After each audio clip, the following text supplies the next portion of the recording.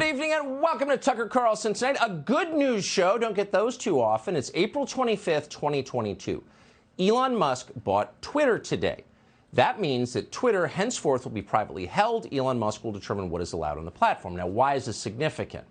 Not because it signals the sudden arrival of oligarchy, as you're hearing now. It's too late for that. Oligarchy is already here. Every major tech company is already controlled by billionaires. That's been the case for a long time. So this is nothing new. The reason today's sale of Twitter is big news, the reason it could turn out to be a pivot point in our history, is that Elon Musk does not agree with the rest of the billionaires in the tech business. Unlike the leaders of Facebook, Google, Apple, Amazon, Elon Musk believes in free speech. He thinks everyone should be allowed to talk, including people who disagree with him. I hope that even my worst critics remain on Twitter, Musk wrote today on his new platform, because that is what free speech means. Now, that sounds like an entirely American sentiment, but in this atmosphere, that is a revolutionary posture. Of the 5 companies that control the flow of virtually all information that's consumed by the citizens of this country, Twitter is by far the smallest of the group. But it doesn't matter. One platform going rogue is enough to break the monopoly. That means you now have real options for expressing yourself. Going forward, if you disagree with the administration's latest directive, you get to say so out loud to an audience. So they're up there every day from the podium, the biggest megaphone in the world, commanding you to hate this or that group, lecturing you about who's good and who's evil, as if you're a child and have no right to decide for yourself these things, the basic things. But before today, you didn't have a right to express your disagreement in public. If you had an opposing opinion, or even more dangerous than that, if you had countervailing facts that undermine their storyline, the tech companies would shut you down immediately. It happened to us. It happened to a lot of people, most of whom you've never heard of. Never hearing about those people was the whole point of shutting them down. But that's over. After today, you'll be able to post your dissent in a place where other people might have a reasonable chance of seeing it. In other words, you will have a chance to change other people's minds, just like the White House does every day. So you just became a little more powerful. The people already in charge just became a little less powerful. It's that simple, and it's that profound. Of course, it could change. It's possible that at some point Elon Musk will decide he doesn't really want dissenting views on Twitter. That could happen. Elon Musk can do whatever he wants, just as Jeff Bezos and Mark Zuckerberg can do whatever they want and often do. This is the cost to the rest of us of living under a political system that is so dysfunctional it cannot even guarantee the core freedoms it promises its own citizens. And free speech is the first on that list. Why? Because democracy depends upon free speech. And the irony is, if you'd like to save democracy, you are forced to look outside the democratic system in order to do it. At this point, you have no choice but to put your hopes in the good intentions of an eccentric billionaire. There's no other option because no one else is coming to the rescue. So in the case of Elon Musk, we will see how this turns out. But for now, Musk's purchase of Twitter is the single biggest political development since Donald Trump's election in 2016. It is certainly the most threatening challenge to the corrupt and incompetent leadership of this country. Now, that may not be obvious to everyone yet, but the people in charge certainly understand it. Here was the scene inside Twitter headquarters in San Francisco when the Musk deal was announced.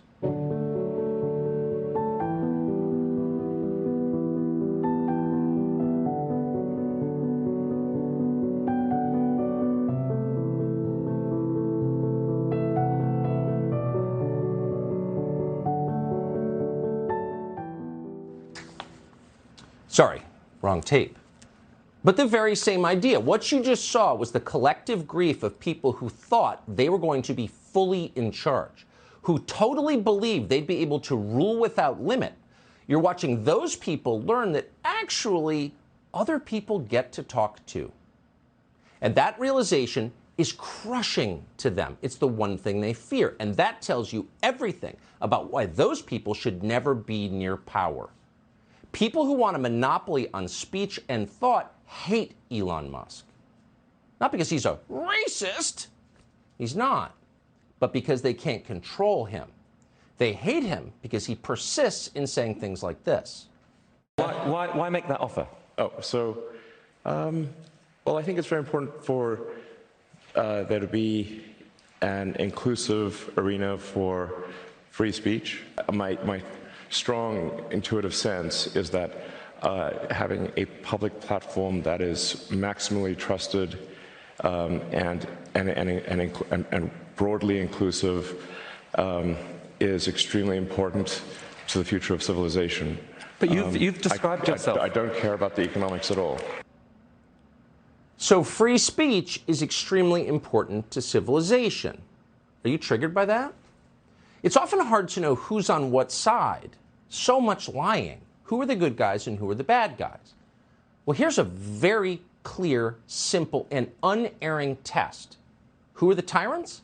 They're anyone who is bothered by the idea that other people might get to talk. That is an unfailing test. It's 100% accurate. Would you allow people who disagree with you to talk? If you wouldn't, you are a tyrant. And tonight, the tyrants are grieving. In Congress, Democrats made a last-ditch bid to use their power to intimidate Elon Musk into backing off. Congresswoman Catherine Clark of Connecticut wrote this, quote, "If they can afford to buy Twitter, they can afford to pay their fair share in taxes. Retweet if you're ready to support Joe Biden's billionaire minimum income tax, exclamation point." What's funny, didn't National Review write a bunch of pieces the other day saying it was wrong for Ron DeSantis to use his power in Florida to punish a company? I wonder if there's apps upset about this. All of a sudden, Democrats are calling for any kind of higher taxes on the big companies that fund their campaigns. Why? Because here's one that may not fund their campaigns. Congresswoman Bonnie Watson-Coleman wrote this: "If you can buy a major social media platform, you can pay your fair share in taxes. Tax the rich." Haven't heard that from the left in a while. Why are they so mad? Because their monopoly on speech and information, the ability to control what you believe, has been broken. So once again, they're resorting to force to get you to shut up. This is not an attack on Elon Musk. They're not going to tax him into poverty. He's the world's richest man. This is an attack on you and your right to speak freely, to express your conscience in public. But for once, it's not working. And the media are infuriated. They're profoundly threatened by a free internet. And so they're panicked. Watch. Elon Musk is the new power at the social media giant, and he is foaming the runways for the return of the trolls. This is happening in the background of Elon Musk saying, basically, I want to buy Twitter so I can open it up and turn it into Gab and let Donald Trump back. So there are real consequences to allowing anybody to run these internet sites and say whatever it is they want. And Elon Musk is the fox coming into the henhouse, and it is shameful that Twitter, which has a fiduciary obligation, I would think, to protect people who actually use it, the millions of people who actually use it. Did they ask a single woman? A single woman? Was a single woman consulted in this? Was a single person of color who just uses Twitter, who made the mistake of using Twitter and needs it for their job?